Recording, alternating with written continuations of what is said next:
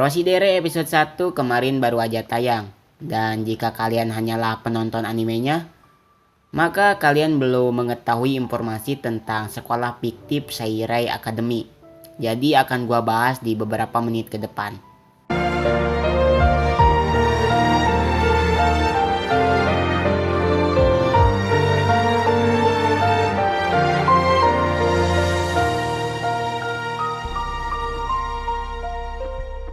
Seirei Academy, sesuai namanya yaitu akademi. Sekolah Jepang tipe seperti ini biasanya sekolah yang SMP dan SMA-nya digabung di satu sekolah. Jadi setelah lulus 6 tahun dari SD, murid yang bisa masuk ke akademi itu masuk di kelas 1 SMP dan lulus di kelas 3 SMA. Namun jika lu baru masuk pas lulus SMP di sekolah lain dan masuk ke sekolah ini, maka lu akan disebut sebagai murid baru, sama kayak Alia. Kalau di anime lain itu seperti Shiratori Jawa di anime Haikyuu, Shichuin di anime Kaguya-sama, dan Totsuki kalau di anime Shogeki no Soma. Balik ke Seirei Academy, di light novel volume 1 chapter 1 disebutkan kalau Seirei Academy punya legenda dan citra sebagai sekolah yang punya sejarah panjang. Banyak banget mantan murid-muridnya yang jadi seorang pembisnis, bahkan berpengaruh sebagai politikus. Bahkan, para bangsawan di seluruh Jepang memilih memasukkan anak mereka ke sekolah ini. Hal ini bisa lu perhatikan sendiri betapa keren dan ganteng murid-muridnya, yang emang sejalan sama citra mereka sebagai anak-anak bangsawan atau katakanlah bapaknya punya pengaruh. Satu hal lagi, jika murid-murid top di seluruh Jepang itu berkumpul di satu sekolah dan tiba-tiba ada cewek kayak Alia yang jenius di segala bidang, maka dia udah kayak tuan putri dari murid-murid top dari yang paling top.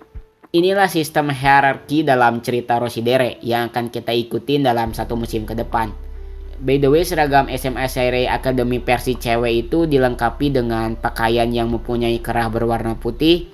Pakaian ini menyambung dengan rok berwarna hitam yang mempunyai garis putih dan dilengkapi 4 kancing Jepang berwarna kuning keemasan di bagian perutnya. Pakaian seragamnya dilengkapi dengan blazer kebanggaan Seirei Academy dengan balutan berwarna abu-abu dan di bagian kerahnya berwarna coklat dengan garis putih. Terus bagian lengannya ditambahkan sebuah kerah dengan berwarna putih dengan garis berwarna kuning keemasan. Blazer ini dilengkapi dengan saku di setiap sisinya. Di bagian kaki ditambahkan stocking putih dengan garis berwarna kuning emas di bagian atasnya.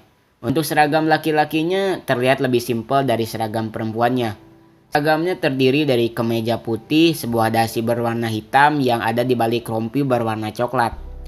Tidak cukup dengan rompi, semua siswa laki-laki harus memakai blazer kebanggaan Seirei Academy yang berwarna abu-abu dan coklat bergaris putih di kerahnya.